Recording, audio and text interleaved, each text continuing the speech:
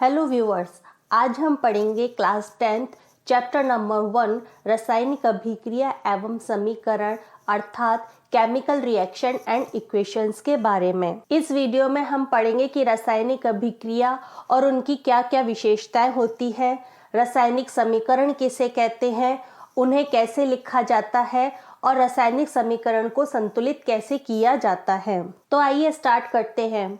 जब कोई पदार्थ अकेले ही या किसी अन्य पदार्थ से क्रिया करके भिन्न गुण वाले एक या अधिक नए पदार्थों का निर्माण करते हैं तो वह प्रक्रिया रासायनिक अभिक्रिया कहलाती है। रासायनिक अभिक्रियाओं की मुख्य विशेषताएं।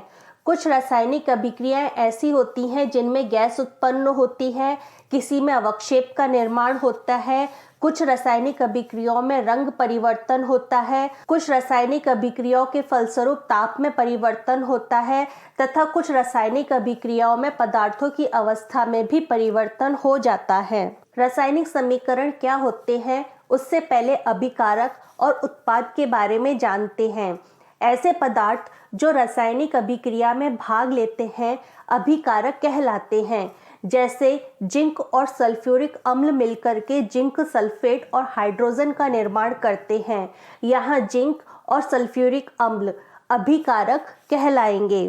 तथा ऐसे पदार्थ जो रासायनिक अभिक्रिया के संपूर्ण होने पर प्राप्त होते हैं उत्पाद कहलाते हैं। जैसे जिंक और सल्फ्यूरिक अम्ल ने मिलकर के जिंक सल्फेट और हाइड्रोजन का निर्माण किया, अतः यहाँ पर जिंक सल्फेट और हाइड्रोजन उत्पाद कहलाएंगे। किसी भी रासायनिक अभिक्रिया को अभिकारकों तथा उत्पादों के संकेतों व सूत्रों की सहायता से संक्षेप में प्रदर्शित करना रासायनिक समीकरण कहलाता है। अब एक रासायनिक अभिक्रिया लेते हैं।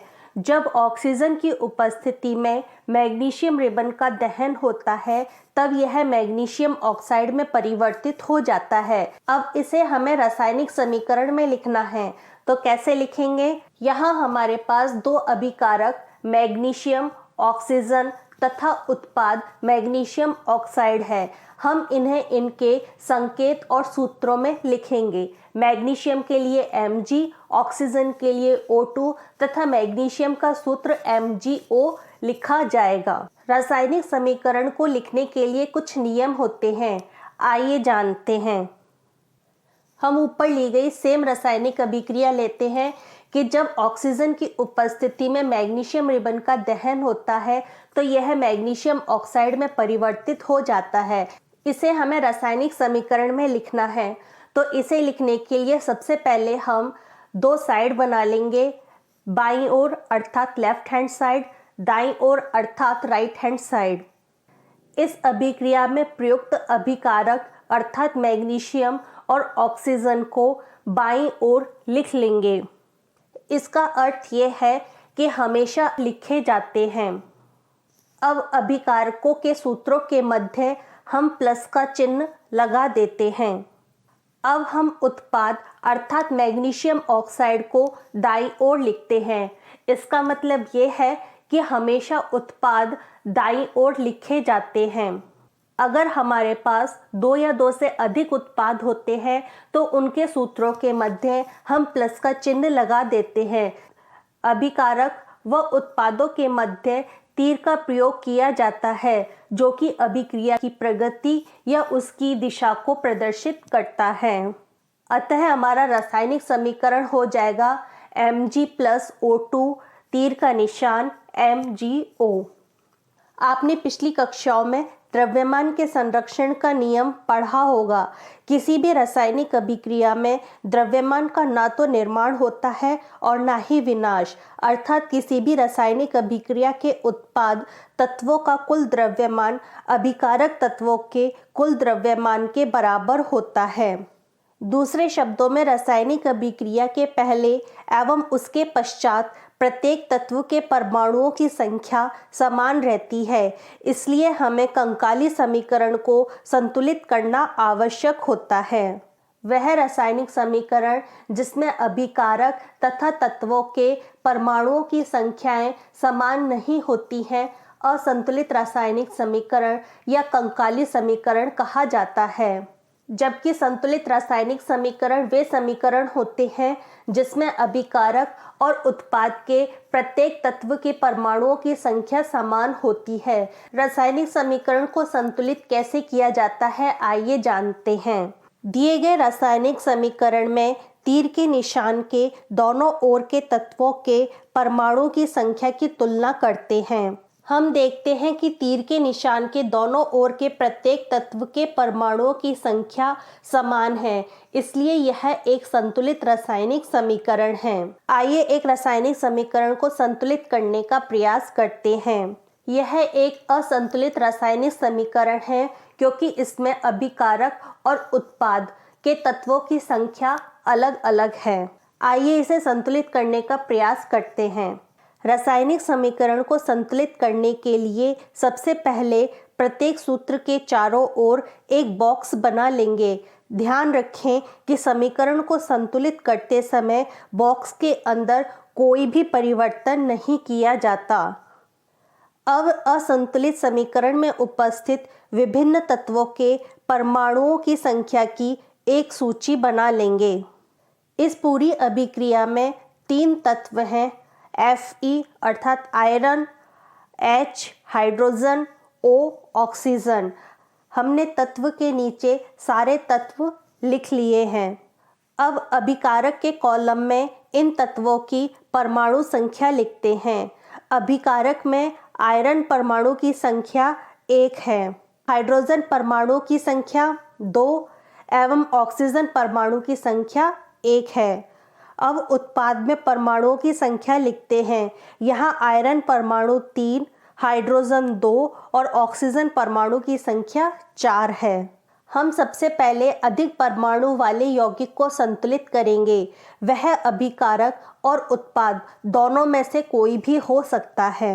यहाँ सबसे अधिक परमाणु वाला यौगिक उत्पाद का Fe3O4 है, जिसमें ऑक्सीजन परमाणु के तत्वों की संख्या 4 है, जो अभिकारक के ऑक्सीजन परमाणु की तुलना में अधिक है, क्योंकि यहाँ ऑक्सीजन का केवल एक ही परमाणु है।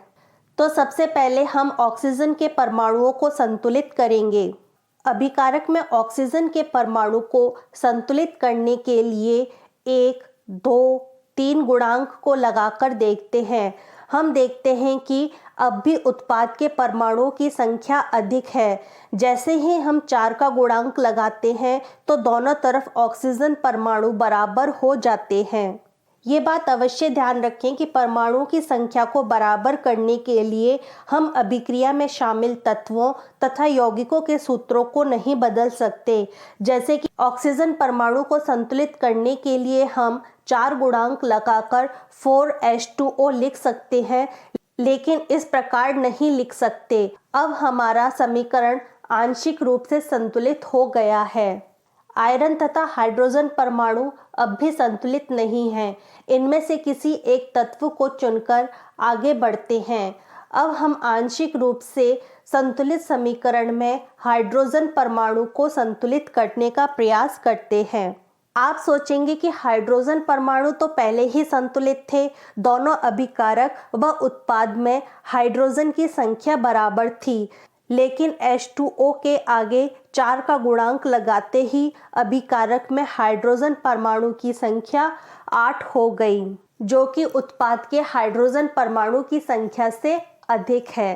अतः अब हम हाइड्रोजन परमाणु को संतुलित करेंगे। सेम ऊपर वाले प्रोसीजर को फॉलो करते हुए उत्पाद में हाइड्रोजन परमाणु को संतुलित करने के लिए 1, 2, 3 गुणांक लगाकर देखते हैं। हम देख रहे हैं कि अभी भी अभिकारक में हाइड्रोजन के परमाणु की संख्या अधिक है। जैसे ही हम 4 का गुणांक लगाते हैं तो दोनों तरफ हाइड्रोजन परमाणु बराबर हो जाते हैं। अतः हाइड्रोजन परमाणु को बराबर करने के लिए दाईं ओर हाइड्रोजन अणु की संख्या को 4 कर देते हैं। समीकरण अब इस प्रकार होगा। अब हम समीकरण की जांच करते हैं और देखते हैं कि तीसरा तत्व आयरन अभी भी असंतुलित है। इसमें भी हम 1, 2, 3 का गुणांक लगा करके देखते हैं। हम देखते हैं कि 3 का गुणांक लगाते ही दोनों तरफ आयरन परमाणु की संख्या समान हो जाती है।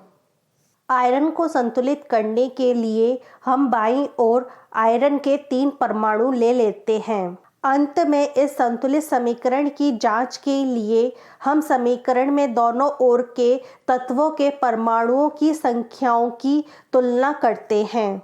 हम देखते हैं कि दोनों ओर के तत्वों के परमाणुओं की संख्या समान है, अतः यह अब एक संतुलित रासायनिक समीकरण है। रासायनिक समीकरणों को संतुलित करने की इस विधि को हिट एंड ट्रायल विधि कहा जाता है, क्योंकि इसमें सबसे छोटी पूर्णांक संख्या के गुणांक का उपयोग करके समीकरण को संतुलित किया गया है। रासायनिक समीकरण को अधिक सूचनापूर्ण बनाने के लिए अभिकारकों तथा उत्पादों के रासायनिक सूत्र के साथ उनकी भौतिक अवस्था को भी दर्शाया जाता है। इस समीकरण में जल के साथ जी चिन्ह का उपयोग किया गया है, जो यह दर्शाता है कि इस अभिक्रिया में जल का उपयोग भाप के रूप में किया जाता है। जब तक आवश्यक ना हो तब तक समीकरण में भौतिक अवस्थाओं का उपयोग नहीं किया जाता। कभी कभी अभिक्रिया की परिस्थितियां जैसे कि ताप, दाब, उत्प्रेरक आदि को भी तीर के निशान के ऊपर या नीचे दर्शाया जाता है।